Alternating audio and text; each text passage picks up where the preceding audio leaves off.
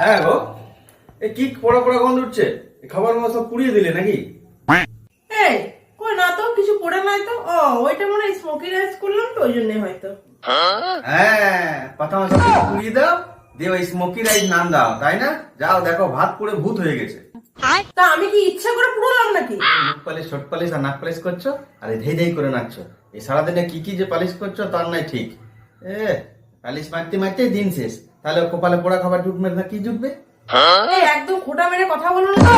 একটু সাজুগুজু করতে এলাম না, তখন তুমি দেখতে পাও। সারাদিন যখন কাজগুলো করে তখন দেখতে পারো না, তাই না? সবসময় শুধু ফেস মেরে কথা বলা অভ্যাস হয়ে গেছে জানো।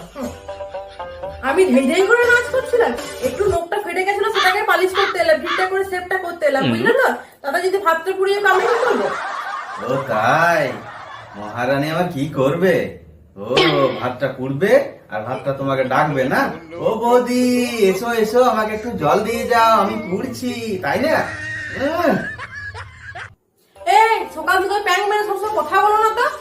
ভাতের চালটা না তোমার ওই লক্ষ্মী ভান্ডারের টাকায় আসে না, বুঝলে তো? একটু বুঝে শুনে সঙ্গে সাথে চালাও। হ্যাঁ গো, ডেলি ডেলি কি মোহন ভোগ রান্না করে খাওয়া, তার বেলায় কিছু হয় না? হ্যাঁ, একদিন পুড়ে গেছি তাতে আমাকে দোষ দিলে? এত কথা শোনা হলো তুমি? সারাদিন ওই জানাটার মতো ফটফট করতে পারলেই হলো, শুধু ফটফট করছি জানাটার মতন। সেই এই জেনারেটরটা আছে বলি না এই ঘরের আলোগুলো জ্বলছে। এই সংসারের হ্যান্ডেলটা আমি মারি বলি না এখনো ঘি খাচ্ছে। নাই তোমার হাতে যদি হ্যান্ডেলের দায়িত্ব দেওয়া হতো না, তাহলে কবে ঘুটি বাটি বিক্রি করে এই পথে বসতে হতো, বুঝলে তো? এমনিতেই রান্না বান্না কি ছিঁড়ি, আহামরি রান্না।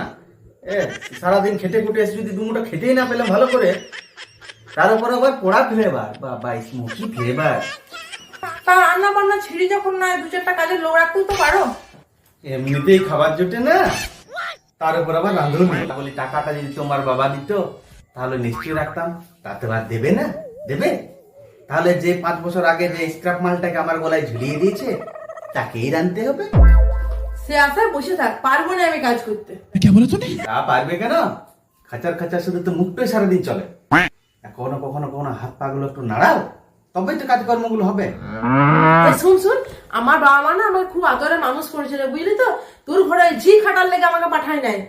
তুই যদি ভাবিস না আমাকে ঝি খাটাবি, তার আগে তোর ঘি আমি বের করে নেবো। আমার ভুল হয়েছে মা, আমার ভুল হয়েছে। যা, আর বাকি কটা জিনিস আছে সেগুলোকে তুমি পুরাই নেবে, যা।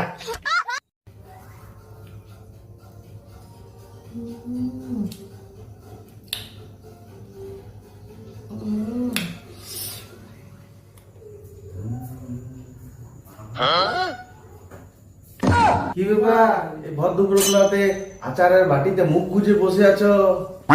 তা বলি কার সাথে মারামারি করে এলে? ছি ছি ছি ছি ছি, তোমার মুখে কি কোনো খড়পাত নাই?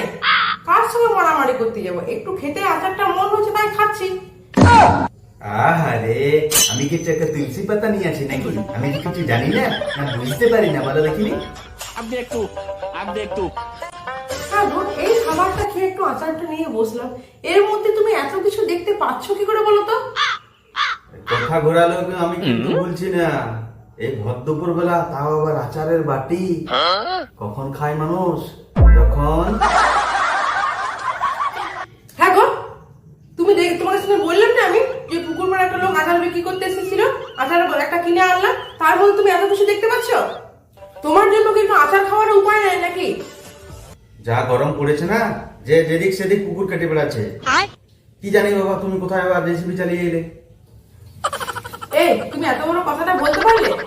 আমি অনেক কিন্তু একটা সিম্পল ব্যাপারকে সিম্পল ভাবে না। খেতে আচারটা ইচ্ছা হয়েছে তাই খাচ্ছি, এটাকে এত বড় করার কিছু নেই। তারপরেও যদি তোমার মনে হয় যে কোথাও মারামারি করেছি, তাহলে করে এসেছি। তোমার যা ইচ্ছে তুমি তাই করো। করে বলো, বলে দিচ্ছি, সত্যি করে বলো, তুমি কোথায় মারামারি করে এলে? সত্যি করে বলো। দেখছো তো লাইনে এসেছো, এবারে লাইনে এসো, মুদ্রা কথা বলো, কোথায় মারামারি করে এলে? হ্যাঁ, পথে এসে মানে তুমি কি বলতে চাইছো বলো তো? আমি যখন 1 ঘন্টা থেকে বললাম আমার শুধু আচার খেতে মনে হয়েছে, সিম্পল ব্যাপারটাকে সিম্পল ভাবে না আনলে, তুমি যখন ঘুরিয়ে পেঁচিয়ে ঘোল করলে, হ্যাঁ, তখন তোমার ভাবনা চিন্তা যা তুমি তাই ভাবো। তোমার ভাবনা চিন্তা আমি ইয়ে করি। এই তো ধরা পড়েছে, এবারে ধরা পড়েছে।